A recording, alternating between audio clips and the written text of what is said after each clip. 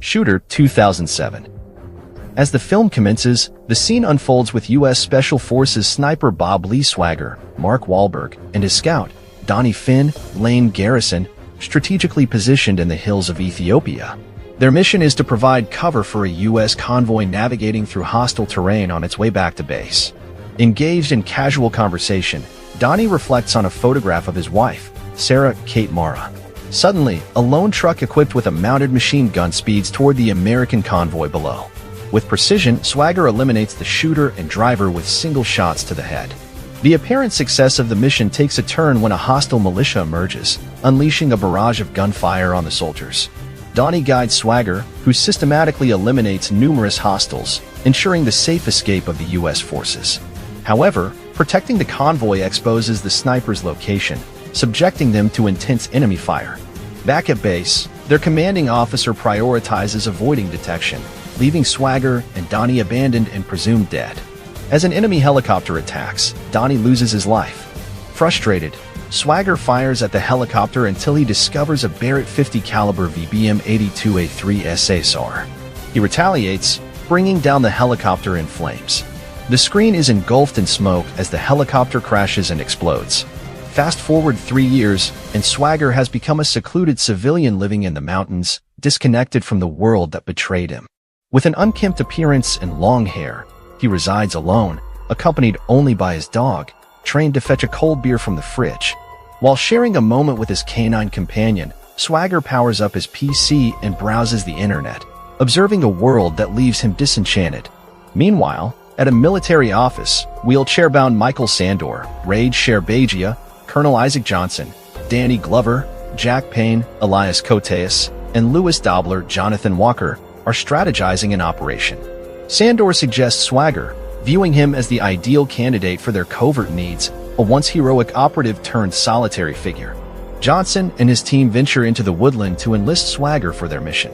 Alerted by his barking dog, Swagger is alerted as the men approach his cabin. Johnson introduces himself to Swagger, flaunting his own Medal of Honor. Tension mounts as Swagger is not interested in talking, and when Payne tries to lure the dog to him, Swagger warns him off. Tension escalates as Payne reaches slowly down towards his gun and Swagger readies a hidden blade. Johnson calms the situation, convincing Swagger to give him 5 minutes.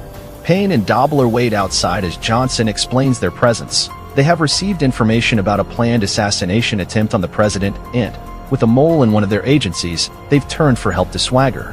One of their few intelligence clues is that the assassin's shot will be taken from over a mile, a shot which only a few men are capable of doing. Still, Swagger wants nothing to do with the plan, but Johnson insists. The president will travel to 3 different cities, and Johnson wants Swagger to travel to each and scout potential places for a sniper. Feelings of patriotism, or perhaps habit, begin to change Swagger's mind. Still, as Johnson prepares to leave, Swagger takes a picture of as he admires their truck's engine. As they drive back down the mountain, Swagger's professional suspicion is understood by Johnson and his men. They know he didn't take a picture of the engine, but of their license plate. But he's agreed to their plan. Memphis calls the FBI field office and talks to his superior officer, informing him that he has Swagger in custody. He talks long enough for them to trace the call. Swagger then calls Johnson, who tells him that he wants to meet. Johnson reveals that he has Sarah, and Swagger reveals that he recorded Sandor's confession about everything. Johnson agrees to meet, but wants to see him coming from a long way off. Swagger requests that Meacham be present. The meeting is in the snowy mountains where Johnson, Meacham, Payne, and Sarah are present. Payne rigged a shotgun to his hand and is holding Sarah at gunpoint. They see Swagger walking towards them in the distance, and he is immediately shot in the chest by a hidden sniper. Johnson and Meacham are pleased, but their hidden snipers are shot through the head one by one. Turns out Swagger was posing as a hidden sniper while Memphis was walking towards Johnson. Memphis pulls out his armor and continues to walk towards them. Swagger aims carefully and destroys Payne's shotgun while blowing off his thumb. Payne laughs in shock, and then Swagger blows off his arm. Memphis disarms Johnson and Meacham, and Swagger finally approaches them. Sarah grabs a pistol and shoots Payne to death. Meacham offers Swagger a job, but he refuses. Memphis calls in the FBI to come to their location, and Swagger burns Sandor's recording. Memphis tells him that it proves he's innocent, but Swagger knows that whoever turns over the recording is dead. No one there is innocent, and so they wait for the FBI to show up. Some time passes, and Swagger is brought to a meeting in the Department of Justice. Present are the Attorney General, Johnson, Memphis, and Sarah. Memphis shakes Swagger's hand and slips him unseen by others in the room. In front of him is his sniper rifle, and Swagger's hands are freed. He asks if the rifle has been tampered with by the FBI or any other authority, but it hasn't. He turns to Memphis, asking whether he believes in Swagger's innocence, whether he trusts him with his life. Memphis answers yes, and Swagger loads a bullet into the rifle, aims at Memphis, and pulls the trigger to a resounding click, as nothing happens.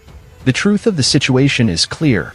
Before he left to scout locations, he removed the firing pins from all his weapons, including the rifle in front of him that was supposedly used in the shooting.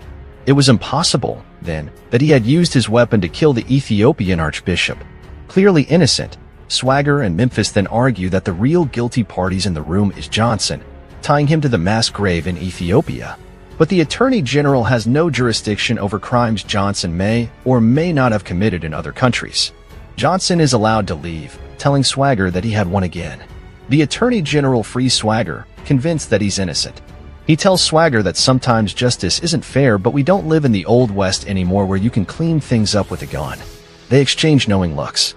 Sometime later, Johnson celebrates his victory with Meacham and Dobler in a remote cabin. Meacham and Johnson laugh about winning again, and Meacham plans to move Johnson out of the country to fix another problem they have. As Dobler begins to explain his next mission, blood splatters on his face. A dead guard falls down directly in front of him. Johnson realizes that Swagger is there, but is shot through the chest. He dies very painfully. Dobler turns off the lights, and Meacham orders him to get the car. Meacham's SUV explodes, and the men panic. Swagger moves underneath the cabin, and Dobler tells the remaining bodyguard that Swagger is under the floor. Swagger shoots Dobler through the knee from under the floor and shoots the guard to death from below. He then enters the cabin, where Dobler pleads with Swagger to spare his life since he didn't do anything. Swagger shoots Dobler in the chest and approaches Meacham. "I'm a senator. You can't do this," cries Dobler as Swagger blows his brains out with a pistol before placing it in Johnson's hands. Swagger breaks the gas line of the cabin, and as Swagger leaves, the cabin explodes. The film ends with Swagger, Sarah behind the wheel, driving into the distance.